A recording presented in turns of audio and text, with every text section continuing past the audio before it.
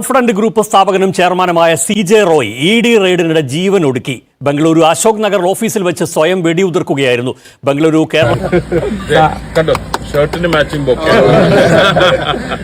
അല്ല ഞാനേ IT റെയ്ഡിനിടെയാണ് ഇദ്ദേഹം സ്വയം വെടിവെച്ച് മരിച്ചത് എന്നുള്ള വിവരങ്ങളാണ് ഇപ്പോൾ പുറത്തു വരുന്നത്.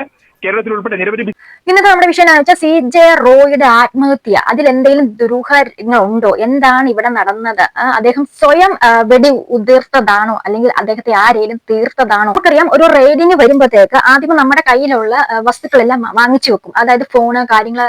എന്നിട്ട് ഇവർ പറയും, നിങ്ങൾ ഞങ്ങളോട് സഹകരിക്കണം, ഈ റെയ്ഡ് കഴിയുന്നിടം വരെ ഈ ബിൽഡിങ്ങിനുള്ളവരാരും പുറത്തു പോകാനും പാടില്ല, എങ്ങും കോൾ ചെയ്യാനൊന്നും പാടില്ല. അങ്ങനെ നമ്മളെ ഒന്ന് പരിശോധിക്കും.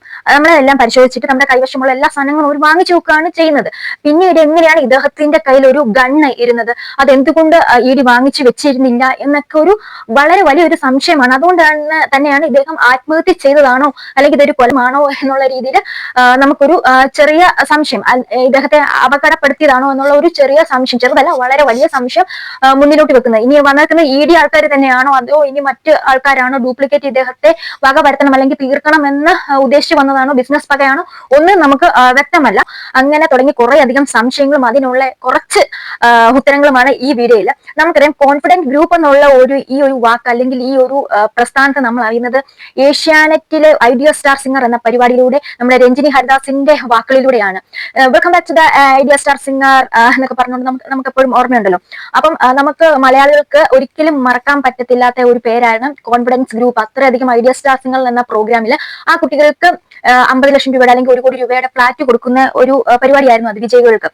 അപ്പം നമുക്ക് ഈ അടുത്തിടെ പറയാനാണെങ്കിൽ നമ്മുടെ ബിഗ് ബോസ് വിന്നർ ആയിട്ടുള്ള ബിഗ് ബോസിൽ ഫസ്റ്റ് വന്നിട്ടുള്ള നമ്മുടെ അനീഷിന് അന്ന് റണ്ണറപ്പ് ആകാൻ സാധിക്കാത്തത് കൊണ്ട് അനീഷിന് 10 ലക്ഷം രൂപ കൊടുത്ത് സഹായിച്ചത് ഇദ്ദേഹമാണ്. നമ്മൾ എല്ലാവരും ഒന്ന് കണ്ടതാണ്. അപ്പൊ വേദലക്ഷ്മിയുടെ അടുത്ത ഒരു ആളും കൂടിയാണ് ഈ CJ റോയ് എന്ന് പറഞ്ഞ വ്യക്തി. അപ്പം നമ്മൾ ഇന്ന് അറിയാൻ കഴിഞ്ഞ ന്യൂസ് എന്ന് വെച്ചിട്ടുണ്ടെങ്കിൽ പല ന്യൂസിലും പലതരത്തിലുള്ള കാര്യങ്ങളാണ് പ്രചരിക്കുന്നത്. അതുകൊണ്ട് തന്നെ ഇതിനകത്തുള്ള സത്യാവസ്ഥ എന്താണ് എന്ന് നമുക്കറിയത്തില്ല. കാരണം ഇത്രയധികം ദുർഘടം പിടിച്ച വഴിയിലൂടെ ഇത്രയധികം കോൺഫിഡന്റ് എന്ന് പറഞ്ഞൊരു ഗ്രൂപ്പ്, അത്രയും കോൺഫിഡന്റ് ഉള്ള ഒരു മനുഷ്യൻ കെട്ടിപ്പടുത്തി അദ്ദേഹത്തിന്റെ ബുദ്ധി കൊണ്ട്, അദ്ദേഹത്തിന്റെ ചിട്ട ശൈലി കൊണ്ട് കെട്ടിപ്പടുത്ത അത്രയും ഒരു ആള് ഒരു ED വന്ന് സെർച്ച് ചെയ്തു എന്ന് പറയുമ്പോഴത്തേക്ക്, അല്ലെങ്കിൽ ED ഒന്ന് സെർച്ച് ചെയ്തെന്ന് വെക്കുമ്പോഴത്തേക്ക് സ്വന്തമായിട്ട് വെടി ഉയർത്ത് മരിക്കാൻ മാത്രം തീരുവാണോ അദ്ദേഹം എന്ന് ചോദിക്കുമ്പോൾ എനിക്ക് പേഴ്സണലി പറയാനുള്ളത് ഇതിനകത്ത് എന്തൊക്കെയോ ദുരൂഹത ഉണ്ടെന്ന് തന്നെയാണ് എനിക്ക് തോന്നിയിട്ടുള്ളത്. അദ്ദേഹം അങ്ങനെ ഒരു വ്യക്തി ആയിരിക്കില്ല. കാരണം ഇത്രയും മനക്കെട്ടിയില്ലാത്ത ഒരു വ്യക്തിക്ക് ഇത്രയും വലിയ ഒരു ഗ്രൂപ്പ് ഡെവലപ്പ് ആക്കാനും ഇങ്ങനെ ഒരു ബിസിനസ് ഡെവലപ്മെന്റ് കൊണ്ടുവരാനും ഇത്രയധികം ദുബായിൽ വരെ ഇദ്ദേഹം ദുബായിലാണ് താമസിച്ചിരുന്നത്. അവിടെ വരെ ഇദ്ദേഹത്തിന്റെ ബിസിനസ് എസ്റ്റാബ്ലിഷ് ചെയ്തിട്ടുണ്ട്. അങ്ങനെ തുടങ്ങി നിരവധി നല്ല നല്ല കാര്യങ്ങൾ ചെയ്തിട്ടുണ്ട്. ഒരുപാട് ക്രയവിക്രയങ്ങൾ നടത്തിയിട്ടുണ്ട്. നമുക്കറിയാം, റിയൽ എസ്റ്റേറ്റ് ആണ് പുള്ളിയുടെ മെയിൻ ഇത്. അപ്പം അങ്ങനെ ഒരു വ്യക്തിക്ക് എല്ലാ തരികിട വശങ്ങളും എല്ലാ രീതിയിലും എല്ലാ കാര്യങ്ങളും കൈകാര്യം ചെയ്ത അറിവുള്ള മനുഷ്യനാണ്. അങ്ങനെയൊക്കെ വെച്ച് നോക്കുകയാണെങ്കിൽ ഇങ്ങനെ ഒരു ചെറിയ ചെറിയ കാര്യങ്ങൾക്കൊന്നും തളരുന്ന ആൾക്കാരല്ല. ഒരു ED റെയ്ഡ് എന്ന് വന്നാൽ പോലും അവർക്ക് എന്തെങ്കിലും അതിനകത്തൊന്ന് കിട്ടിയാൽ പോലും അവർക്ക് ഊരാനുള്ള കഴിവുള്ള മനുഷ്യനാണ്. പിന്നെ എന്തിനാണ് ആ സമയത്ത് അദ്ദേഹത്തിന് അറസ്റ്റ് ചെയ്തു എന്ന് പറയുന്ന സമയത്താണ് ഇദ്ദേഹത്തിന് മനോവിഷമം കൊണ്ടാണ് ഇങ്ങനെ ചെയ്തു എന്നുള്ളൊരു ന്യൂസ് കണ്ടിട്ടുണ്ടായിരുന്നു. അപ്പൊ എനിക്ക് ഇതിൽ പറയാനുള്ളത് വെച്ചാൽ പല ന്യൂസിലും പല തരത്തിലുള്ള വാർത്തകളാണ് പറയുന്നത്. ഇദ്ദേഹം മരിച്ചു കിടക്കുന്ന കണ്ടിട്ട് ഇദ്ദേഹത്തിന്റെ ജീവനക്കാർ ആശുപത്രി എത്തിച്ചു എന്ന് പറയുന്നു. അതുപോലെ തന്നെ ED ഇങ്ങനെ സെർച്ച് ചെയ്തുകൊണ്ടിരുന്നപ്പോഴത്തേക്ക് ആ സമയത്ത് വെടി ഉതിർത്ത് മരിച്ചു എന്നൊക്കെ പറയുന്നു. തലയ്ക്കാണ് വെടിയേറ്റത് എന്ന് പറയുന്നു. അപ്പൊ വെടിയേറ്റതെന്ന് പറയുമ്പോൾ ഒരാളെ ഷൂട്ട് ചെയ്യണം അല്ലെ, പിന്നെ സ്വന്തമായിട്ട് വെടി വെച്ചെന്ന് പറയുന്നു. അപ്പം അതിനകത്തൊക്കെ ഒരു മിസ്മാച്ച് സംഭവം നമുക്ക് ഫീൽ ചെയ്തിട്ടുണ്ട്. അപ്പം എന്താണെങ്കിലും നമുക്ക് വരും ദിവസങ്ങളിൽ ഇതിന്റെ കൂടുതൽ അപ്ഡേഷൻ അറിയാൻ പറ്റുള്ളൂ.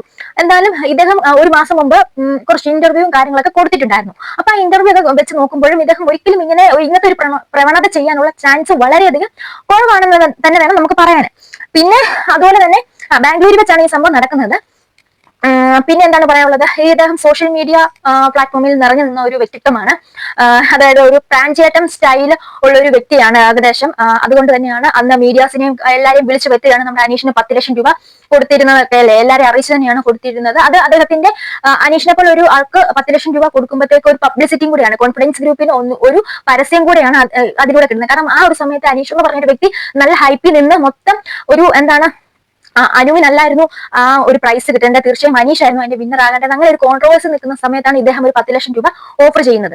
അപ്പം അങ്ങനെ അത്രയധികം സ്ട്രാറ്റജി, അദ്ദേഹം അത്രയധികം ബ്രെയിൻ യൂസ് ചെയ്യുന്ന ഒരു വ്യക്തിയാണ്. എന്നിട്ടും ഒരു ED സെർച്ചിങ് വന്നു, അല്ലെങ്കിൽ ഇദ്ദേഹത്തിനെ അറസ്റ്റ് ചെയ്യാൻ പോകുന്നു എന്നൊക്കെ പറയുമ്പോഴത്തേക്ക് എനിക്ക് വിശ്വസിക്കാൻ പറ്റുന്നില്ലടി. അപ്പം എന്താണെങ്കിലും നമുക്ക് ഈ വന്ന ന്യൂസ് കുറച്ച് കണ്ടിട്ട് അതിന്റെ ഒരു അപ്ഡേഷൻ പറയാം.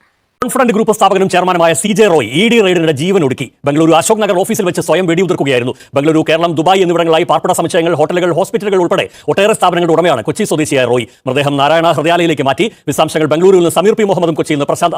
അശോക് നഗറിലെ കോൺഫിഡന്റ് ഗ്രൂപ്പിന്റെ കോർപ്പറേറ്റ് ആസ്ഥാനത്ത് വെച്ചാണ് ഉടമ CJ റോയ് സ്വന്തം തോക്ക് ഉപയോഗിച്ച് വെടിവെച്ച് മരിച്ചിരിക്കുന്നത്. മൃതദേഹം ഇപ്പോൾ HSR ലേഔട്ടിലെ നാരായണ ആശുപത്രിയിലേക്ക് മാറ്റിയിരിക്കുകയാണ്. കഴിഞ്ഞ 3 ദിവസമായി IT ED ഉദ്യോഗസ്ഥരുടെ റെയ്ഡ് കോൺഫിഡന്റ് ഗ്രൂപ്പിന്റെ വിവിധ സ്ഥാപനങ്ങൾ നടക്കുന്നുണ്ടായിരുന്നു. ഇത് സംബന്ധിച്ച് വലിയ മാനസിക സംഘർഷത്തിലായിരുന്നു റോയ് എന്നാണ് ഇപ്പോൾ അശോക് നഗർ പോലീസിന് കോൺഫിഡന്റ് ഗ്രൂപ്പിലെ ജീവനക്കാർ നൽകിയിരിക്കുന്ന മൊഴി. അറസ്റ്റ് ചെയ്തേക്കുമെന്നുള്ള ഭയം അദ്ദേഹത്തിന് ഉണ്ടായിരുന്നു. ഏതാണ്ട് 5 മണിയോട് കൂടി സ്വന്തം തോക്ക് ഉപയോഗിച്ച് ഓഫീസിൽ വെച്ച് വെടിവെക്കുകയായിരുന്നു. അവിടെ വെച്ച് തന്നെ മരണം സംഭവിക്കുകയും ചെയ്തു. ഇപ്പോൾ മൃതദേഹം ആശുപത്രിയിലേക്ക് മാറ്റിയിരിക്കുകയാണ്. ഉന്നത പോലീസ് ഉദ്യോഗസ്ഥരടക്കമുള്ളവർ ഇപ്പോൾ അശോക് നഗറിലെ കോൺഫിഡന്റ് ഗ്രൂപ്പ് ആസ്ഥാനത്തേക്ക് എത്തിക്കൊണ്ടിരിക്കുകയാണ്. നേരത്തെ തന്നെ ഇൻകം ടാക്സ് റെയ്ഡിനെ സംബന്ധിച്ച് വലിയ ആക്ഷേപങ്ങൾ ഉയർന്നിരുന്നു. ഇപ്പോൾ കർണാടകയിലെ ബംഗളൂരു നഗരത്തെ ഇന്ന് കാണുന്ന രീതിയിലുള്ള നഗരമാക്കി മാറ്റുന്നതിൽ നിർണായക പങ്ക് വഹിച്ചിട്ടുള്ള ഒരു ബിൽഡറുടെ മരണമാണ് ഉണ്ടായിരിക്കുന്നത്.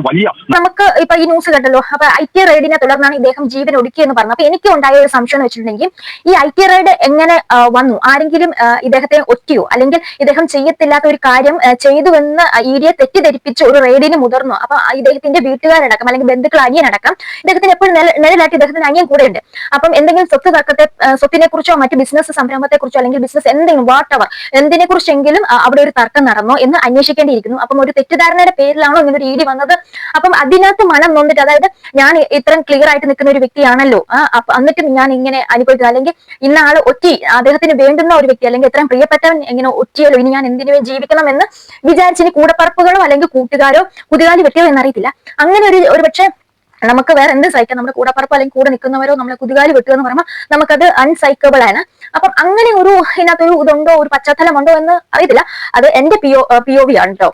അപ്പം അങ്ങനെ ആരും വിചാരിക്കില്ല. നമ്മുടെ ഒരു ഒപ്പീനിയൻ ആണല്ലോ പറയുന്നത്. അങ്ങനെ ഞാൻ പറഞ്ഞതാണ്. ഇനി അങ്ങനെ മനം നൊന്താണോ ഇദ്ദേഹം ഇങ്ങനെ ചെയ്തത് എന്ന് അറിയത്തില്ല.